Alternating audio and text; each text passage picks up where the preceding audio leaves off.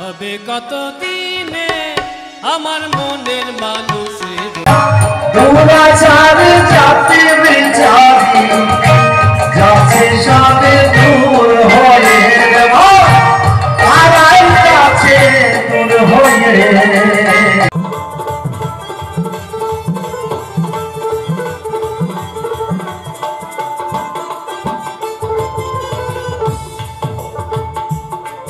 Good evening, শুভ সন্ধ্যা। কেমন আছো তোমরা সবাই? আশা করি সবাই খুব ভালো আছো। Welcome to my channel and another new mini blog. তো আজকের এই ব্লগটা কিন্তু না কোনো ট্রাভেল ব্লগ আর না কোনো কার্টুন ভিডিও। তো আশা করি তোমাদের ভিডিওটা ভালো লাগবে। ভিডিওটা পুরো দেখো, স্কিপ কিন্তু একদমই করো না। আমাদের চাকদায় অনুষ্ঠিত হয়েছে চাকদাহ লালন উৎসব 2025 প্রতি বছরের ন্যায়। তো আর লালন উৎসব মানে লালন কথাটা শুনলেই কিন্তু লালন ফকির বা লালন শাহের কথা মাথায় আসে। আর লালন ফকিরের কথা যখনই মাথায় আসে এরকম একটা সুন্দর গ্রাম্য প্রাকৃতিক পরিবেশের সৌন্দর্য কিন্তু আমাদের চোখের সামনে ভেসে ওঠে। তো আজকের এই ভিডিওটা আমাদের চাকদায় অনুষ্ঠিত হওয়া অনুষ্ঠানের কিছুটা অংশ দেখাবো, আর লালন ফকিরের সম্পর্কেও কিছু কথা কিন্তু শেয়ার করব তোমাদের সাথে। খাঁচার ভেতর অচিন পাখি কেমনে আসে যায়, কিংবা মিলন হবে কত দিনে আমার মনের মানুষের সনে। তো এই গানগুলোর যিনি গীতিকার, সুরকার ও গায়ক তিনি হলেন লালন ফকির বা লালন সাঁই। যিনি ছিলেন একজন বহুমুখী প্রতিভার অধিকারী বাঙালি। তিনি ছিলেন একাধারে আধ্যাত্মিক ফকির, সাধক, মানবতাবাদী, সমাজ সংস্কারক, দার্শনিক ও অন্যান্য কিছু।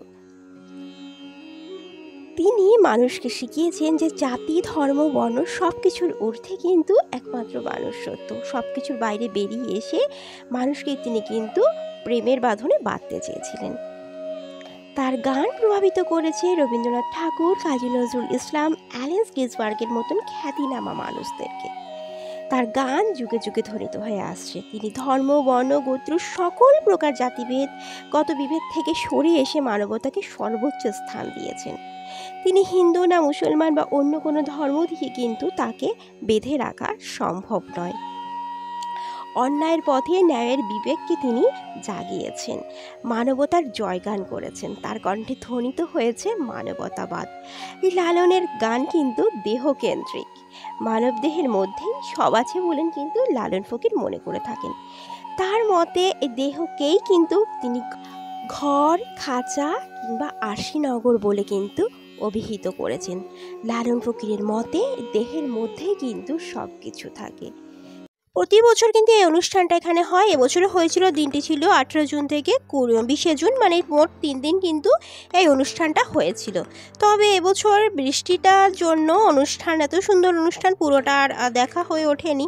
দেখো, আমি যখনই ঠিক করেছিলাম অনুষ্ঠানটা একদম দেখবো একদম প্রথম দিন থেকে, কিন্তু এই যে বৃষ্টির জন্য আর ঘর থেকে আর বেরিয়ে হয়ে ওঠা সম্ভব হয়নি আর কি।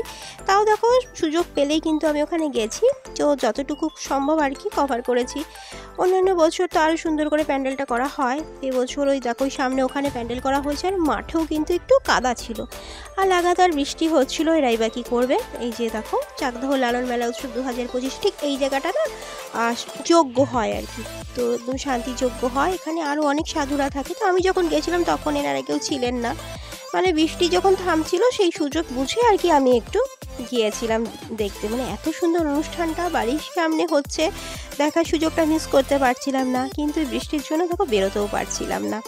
রাস্তাঘাট একদম শুনশান রয়েছে, ভিজে রয়েছে, সেভাবে আর কেউ বেরোচ্ছে না। দেখো আকাশের অবস্থা প্রচুর তো খারাপ রয়েছে, তবুও সুযোগ বুঝে কিন্তু চলে গেছিলাম। আর একদিন সন্ধ্যেবেলার দিকেও যাওয়ার চেষ্টা করেছিলাম, তার মানে আমি যখন গেছি তখন কিন্তু বৃষ্টি চলে এসছে। তো দেখো, আমি যতটুকু মেলা দেখতে পেয়েছি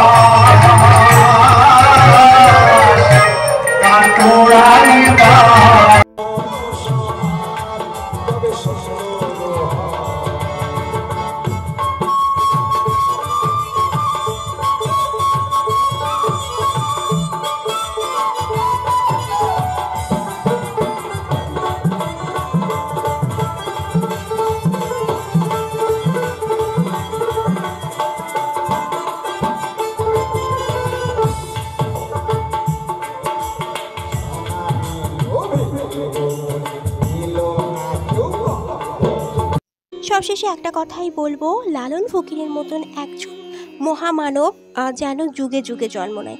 তার সম্পর্কে আমার যতটুকু জ্ঞান রয়েছে, ধ্যান ধারণা রয়েছে, তা নিতান্তই কম। যতটুকু আমার জানা সেটুকুর মধ্যে থেকেই তোমাদের সাথে আমি শেয়ার করলাম।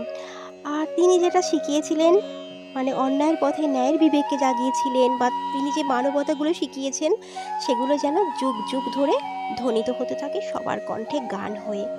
আর আজকের ব্লগটা যদি তোমাদের ভালো লেগে থাকে, অবশ্যই কিন্তু একটা লাইক করো, কমেন্ট করো, নতুন হলে কিন্তু চ্যানেলটাকে সাবস্ক্রাইব করো। আর যদি আমার কোনো ভুল হয়ে থাকে, মার্জনা করে দিও।